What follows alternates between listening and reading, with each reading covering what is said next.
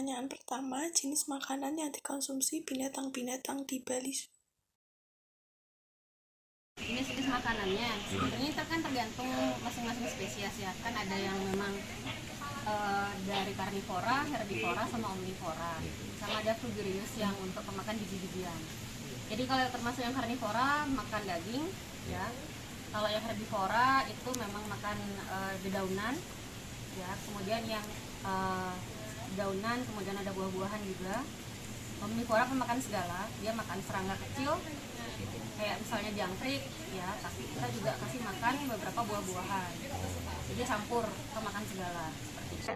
Untuk pertanyaan kedua, apakah makanannya termasuk makanan alami atau menambahkan zat kimia tertentu untuk mempercepat pertumbuhan atau kesehatan binatang-binatang tersebut?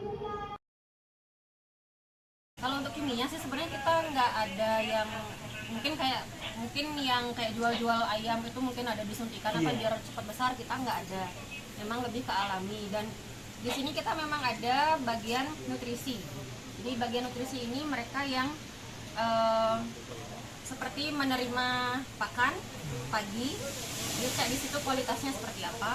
Kalau memang tidak bagus kualitasnya, itu akan dikembalikan ke supplier. Kita kan ada kerjasama dengan beberapa supplier makanan ya, buah, tanaman kayak rumput, kemudian dedaunan, itu juga kita ada kerjasama dengan supplier luar. Kemudian daging juga kita ada kerjasama dengan supplier luar. Jadi kalau misalnya ada kualitas yang tidak memenuhi persyaratan untuk pakan satwa, itu akan kita kembalikan dan itu harus diganti sama suppliernya. Ya, jadi itu sudah ada ada pemeriksaan ketat dari tim nutrisi kami. Ya, jadi pertama diterima dulu, dicek, kalau oke, kita akan pakai untuk pakan.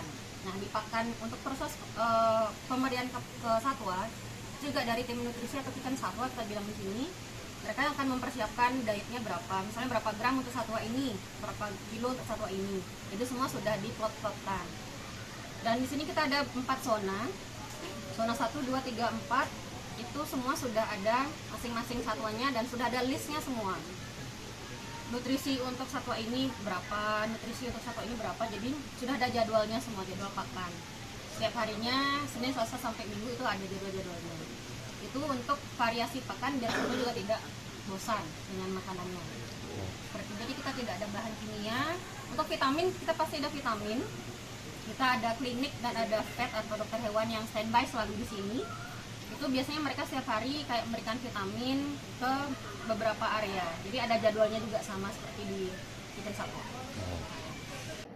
Untuk pertanyaan ketiga, bagaimana proses pengolahan atau penanganan kotoran-kotoran atau limbah dari binatang-binatang tersebut? Kalau untuk proses pengolahan kotoran ini yang kita olah itu baru yang untuk gajah saja.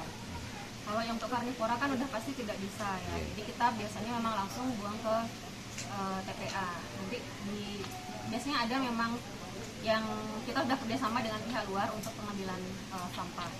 Untuk pengolahan kotoran satwa kita baru punya yang untuk gajah saja. Nah itu biasanya karena gajah itu kita punya 13 ekor gajah dewasa dan 1 ekor bayi gajah. Jadi total ada 14. Seekor gajah itu bisa bertelur, bisa menghasilkan kotoran tuh lumayan banyak ya satu hari.